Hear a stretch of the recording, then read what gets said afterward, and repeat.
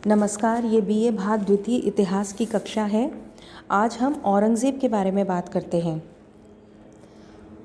मुहीउद्दीन मोहम्मद औरंगज़ेब का जन्म 3 नवंबर 1618 को उज्जैन के निकट दोहद में हुआ था। इसकी शिक्षा 10 वर्ष का ही था तब से प्रारंभ होती है और इसने कुरान, हदीस जैसी धार्मिक पुस्तकों को शीघ्र ही समझ लिया, उन पर अधिकार कर लिया। अरबी और फ़ारसी का भी अच्छा ज्ञाता था ये। हिंदी भाषा भी जानता था और सैनिक शिक्षा में भी उसने महारत हासिल की थी। 1634 में ही उसको 10,000 जात और 10,000 सवार का मनसब मिल गया था। 1658 तक वह दक्षिण में रहता है, जहाँ बीजापुर और गोलकुंडा के खिलाफ उसको बहुत सफलता मिलती है। इस बीच शाहजहाँ बीमार पड़ता है और उत्तराधिकार का युद्ध, शाहजहाँ के पुत्रों के बीच उत्तराधिकार का युद्ध छिड़ जाता है। इसलिए अब औरंगज़ेब उत्तर की तरफ आ जाता है। यहाँ शाहजहाँ को वो कैद कर लेता है और अपने भाइयों को भी, सभी भाइयों का कत्ल कर देता है, उन्हें रास्ते से हटा देता है और इस तरह 31 जुलाई 1658 को वह मुग़ल बादशाह बन जाता है।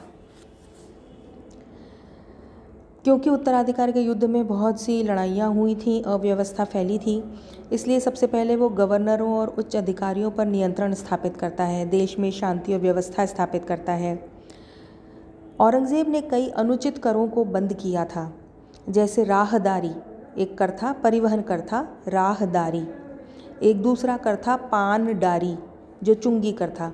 इसके अलावा स्थानीय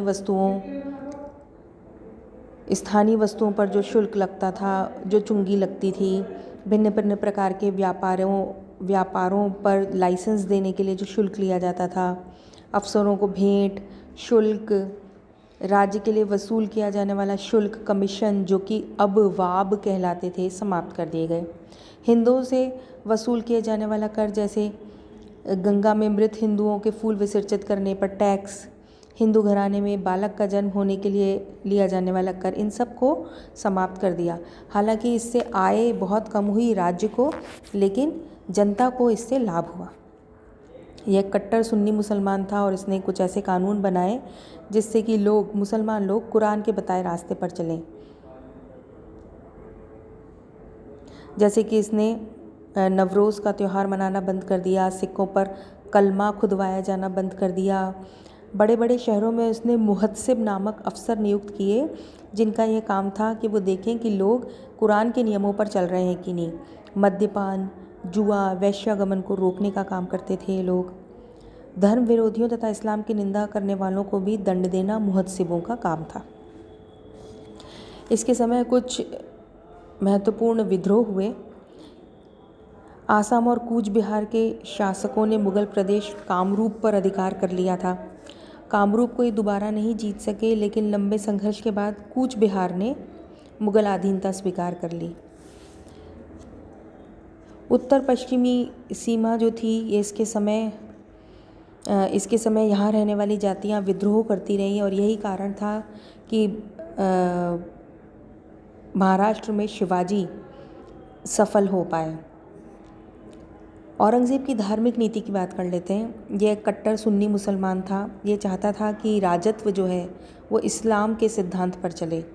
औरंगज़ेब का लक्ष्य था कि कुरान के नियमों का पालन हो और यह देश यानी भारत दारुल हर्ब होता है काफिरों का देश, तो दारुल हर्ब के स्थान पर दारुल इस्लाम, यह जो है दारुल इस्लाम, इस्लाम का देश बन जाए।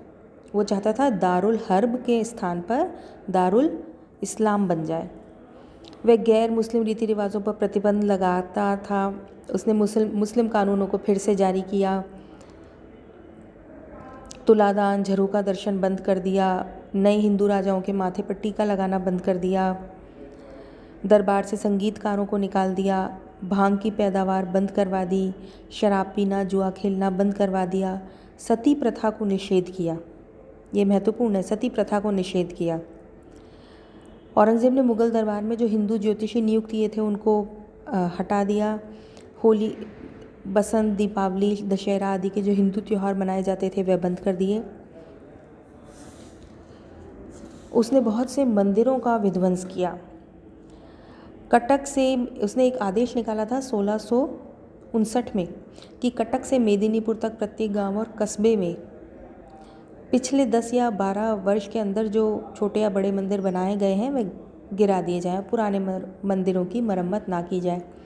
फिर 1609 में वह आम हुक्म जारी करता है कि काफिरों के सब शिवालय, काफिर कौन, जो भी मुसलमान नहीं है वे सब काफिर, तो काफिरों के सब शिवालय और मंदिर गिरा दिए जाएं और उनकी धार्मिक प्रथाओं को दबाया जाए।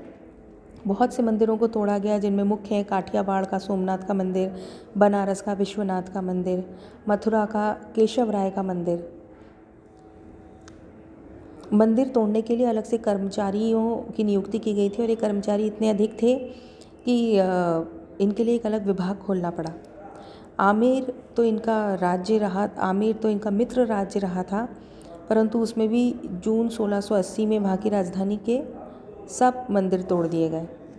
मंदिरों के स्थानों पर मस्जिदें बनाई गई और मथुरा का नाम बदलकर इस्लामाबाद रखा गया। जजिया कर पुनः लागू कर दिया गया।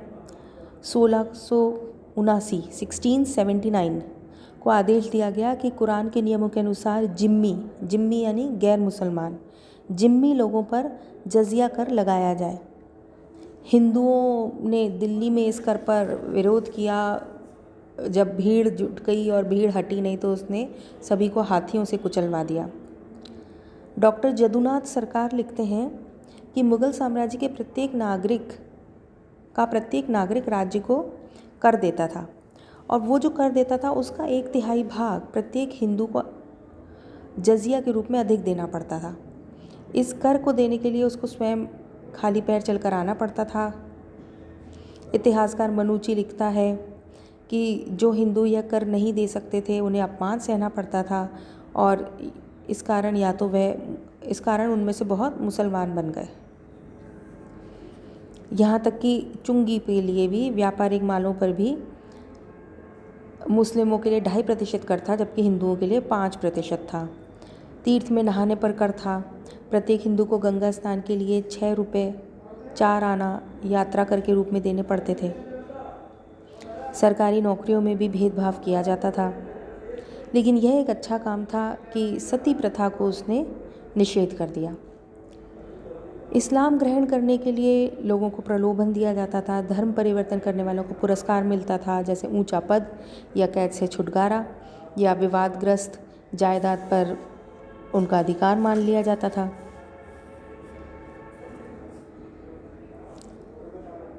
तो यह उसकी धार्मिक नीति थी। जाटों ने उसके खिलाफ विद्रोह किया, यह महत्वपूर्ण है, तो जाटों की हम बात कर लेते हैं। इसकी जो धर्म के प्रति अंधी नीति थी, इस कारण मथुरा के जाटों ने विद्रोह किया। मथुरा का फौजदार था अब्दुल नबी। उसने शहर के बीच में हिंदू मंदिरों को तोड़कर मूर्तियों को नष्ट करके उनके स्थान पर एक मस्जिद खड़ी कर दी और दारा शिकोह ने केशव राय के मंदिर को भेंट में दिए गए पत्थर का जो जंगला था उसको वह उठा ले गया। हिंदू कन्याओं का भी बलपूर्वक अपहरण किया गया। तब जाटों का नेता था गोकुल, उसके नेतृत्व में जाटों ने विद्रोह कर दिया। तिलपत के युद्ध में जाट परास्त हो गए। गोकुल पकड़ा गया, उसके शरीर के टुकड़े टुकड़े कर दिए। बहुत से जाटों को मुसलमान बना दिया गया। लेकिन नए जाट नेता उभर आए, राजा राम और रामचेरा। राजा राम ने बाद में सिकंदरा में अकबर के मकबरे को लूटा। 1688 में राजा राम भी मारा गया। औरंगज़ेब ने इनके विरुद्ध अपने पौत्र बीदार बख्त और आमेर के राजा बिशन सिंह को भेजा था। बाद में 1688 में राजा राम मारा गया। फिर राजा राम का भतीजा था चूड़ामन, उसने जाटों का नेतृत्व संभाला और औरंगज़ेब की मृत्यु तक यह विद्रोह जारी रखा। उसने जाटों की एक शक्तिशाली सेना तैयार करी। मथुरा के निकट भरतपुर में उसने जाटों का एक स्वतंत्र साम्राज्य बनाया और इसलिए जाट नेता चूड़ामन प्रसिद्ध है। उसका नाम आज भी हम जानते हैं।